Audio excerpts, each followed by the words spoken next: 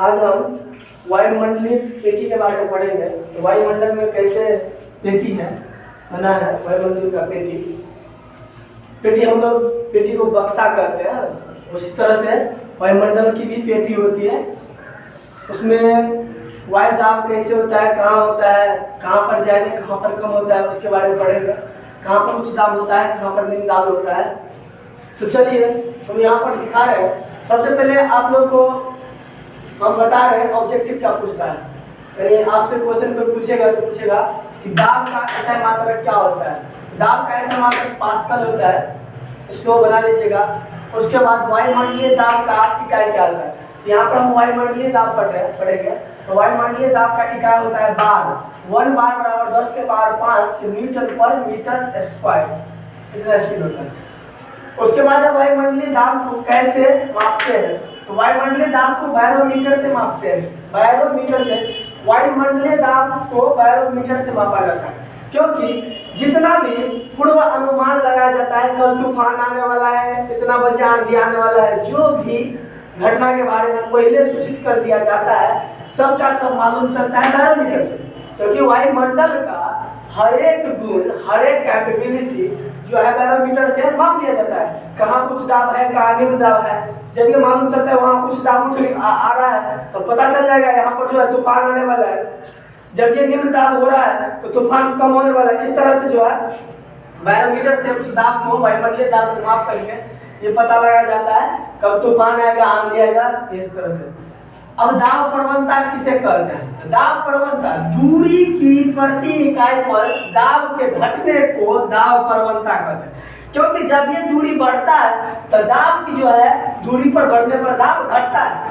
तो दूरी की प्रति इकाई पर दाब के घटने को दाब प्रवणता कहते हैं। तो दूरी बढ़ने पर दाब जब ये घटता है तो उसको हम कहेंगे दाब प्रवणता।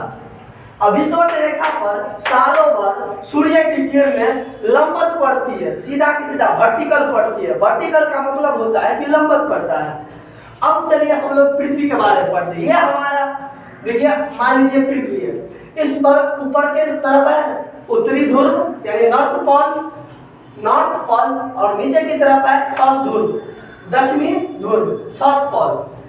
और ऊपर में पृथ्वी के ऊपर में जब भी मैप पढ़ा जाता है, मैप को जब भी पढ़ा जाता है तो ऊपर भाग को माना जाता है उत्तर ध्रुव और नीचे भाग को माना जाता है दक्षिणी ध्रुव। आप भी जब भी मैप उल्टाइएगा तो ऊपरी भाग को मानिएगा उत्तरी ध्रुव और निचले भाग को मानिएगा दक्षिणी ध्रुव। और इस साइड को पश्चिमी ध्रुव, वेस्ट माने पश्चिमी, और इस साइड को पूरब।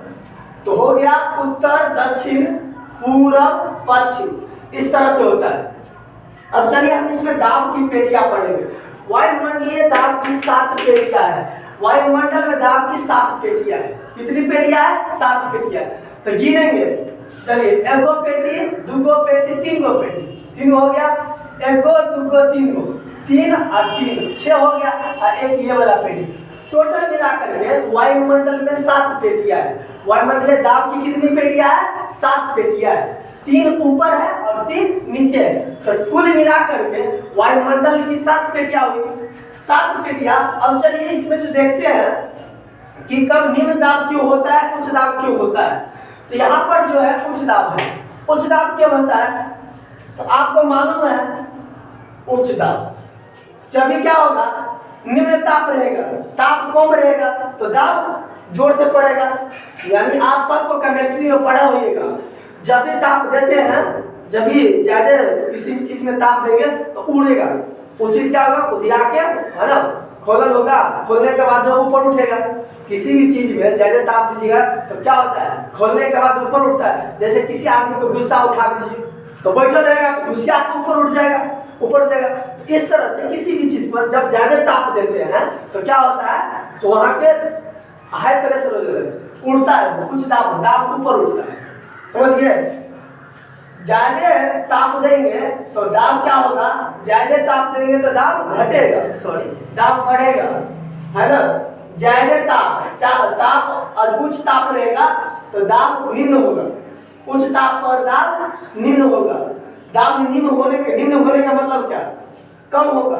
माने कि दाब वहां से उठ के कहीं और भाग जाए, तब ना वहां पर कम हुआ। 4 आदमी यहाँ था और 2 आदमी भाग गया, तब ना कम आदमी हो गया। तो जब ये उच्च ताप देंगे किसी भी चीज में, ताप ज्यादा दीजिएगा तो वहां पर दाब क्या हो जाएगा, निम्न हो जाएगा। जो दबाव रहेगा वो कम होकर ऊपर की तरफ सब भाग जाएगा, वहां कम में आदमी बचेगा, तो निम्न दाब होगा। और सबसे ज्यादा जो है उच्च दाब यहाँ पर होता है, ध्रुव पर होता है, दोनों ध्रुव पर उच्च दाब होता है। देख लीजिए, दोनों ध्रुव पर दाब उच्च होता है, क्योंकि दोनों ध्रुव पर दाब उच्च होने का मतलब कि दोनों ध्रुव पर होता है ठंडा, और ठंडा होने के कारण सभी वायु संघनित हो जाता है, एक जगह जमा हो जाता है, जमा होने को संघनित कहते हैं। तो सब वायु संघनित जब हो गया तो एक जगह जमा हो गया, तो दबाएगा, दबाएगा तो दाब बढ़ गया ना। जब ये किसी को दबाए तो दाब बढ़ गया, तो वहां भी उच्च दाब हुआ, यहाँ भी उच्च दाब हुआ। क्या ठंडा रहता है दोनों जगह, ठंडा से सब हवा एक जगह जमा हो जाएगा। 11 महीना आप लोग भी सट सट के बैठते हैं कि नहीं बैठते हैं, तो एक जगह हो जाता है तो दाब बढ़ जाता है। और गर्मी में हट हट के बैठते हैं, गर्मी माने ताप, तो हट के बैठते हैं तो दाब घट जाता है, दबाता नहीं है कोई। इस तरह से जब उच्च ताप रहेगा तो क्या होगा, निम्न दाब, और जब ताप निम्न रहेगा तो उच्च दाब, तो सब आदमी दबाएगा, एक जगह बैठेगा।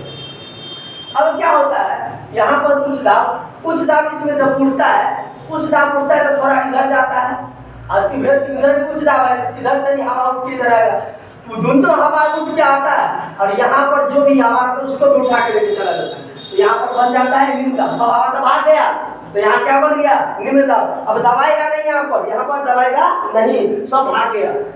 इसी तरह से इसमें भी होता है उच्च दाब, इधर अब फिर यहाँ पर है कुछ, यहाँ पर आएगा, फिर यहाँ पर से उच्च दाब जाएगा। तो सेम टू सेम घटना यहाँ पर विषुवत रेखा पर हमेशा हमेशा हमेशा निम्न दाब बना रहेगा। क्यों? क्योंकि विषुवत रेखा पर सालों भर सूर्य की किरणें लंबवत पड़ती है। तो सूरज की किरण लंबवत पड़ा, गर्मी ज्यादा, वहाँ का लोग उस साइड का विषुवत रेखा पर जिस किसी देश से विषुवत रेखा गुजरता है वहाँ पर मलेरिया जैसे काला काला लोग पैदा होता है, माने काला होता है। क्यों? क्योंकि ज्यादा ताप है तो उसकी स्किन जो है काला हो जाता है, और ज्यादा ताप के कारण तो वहाँ पर क्या होगा, प्रेशर, वायु प्रेशर, यानी कि वायु दाब कम हो जाएगा, सब उठ के भाग जाएगा। तो यहाँ पर हमेशा ज्यादा ताप के कारण निम्न दाब रहता है, हवा की दाब क्या रहता है, निम्न रहता है। अब यहाँ से जो है इधर भागता है, फिर इधर भागता है, और ये भी क्या करता है, इसको उठा के लेके चला जाता है, फिर यहाँ पर आता है, ये इसको उच्च दाब है, जब ये उच्च दाब दिया, ताप निम्न है, तो यहाँ पर उच्च दाब बना है, सब आके हवा यहीं पर जमा हो गया, सब आके हवा क्या हो गया, यहाँ पर जमा हो गया, सब हवा आके यहाँ पर जमा हो गया। अब फिर क्या हो गया, जब हवा जो जमा हो गया इधर भी है निम्न दाब, तो सब हवा यहाँ से भाग गया, सब हवा यहाँ से भाग गया, एक मिनट, सब हवा यहाँ से क्या हुआ तो भाग गया। उच्च दाब, निम्न दाब, उच्च दाब, निम्न दाब, उच्च दाब, निम्न दाब, उच्च दाब, निम्न दाब, उच्च दाब, उच्च दाब।